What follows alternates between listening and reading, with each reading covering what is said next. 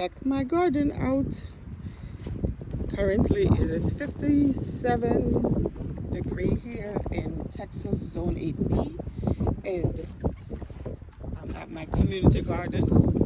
I have a cloth around it, so if the weather get really cold I will unclip it and create a tent so that my vegetables can stay healthy in the winter.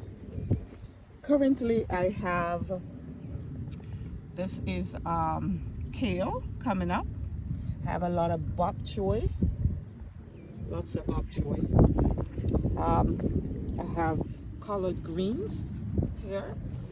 I have mustard greens, the purple ones. And I have fiver beans coming up. Over here I have Brussels sprouts. I have a lot of beets coming up. I have cabbage over here alongside the edge.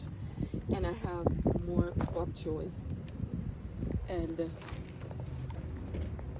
who say you can't plant in the winter? You can. You just have to be strategic about what you're doing. And you could also plant spinach. I choose to plant that at my home because here is a community garden. I have to travel.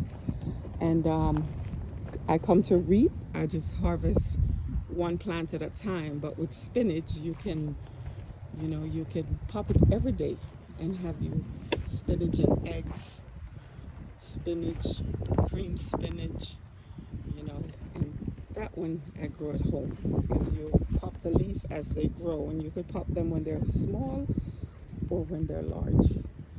So yeah, this is what you can do for the winter. Have a blessed one.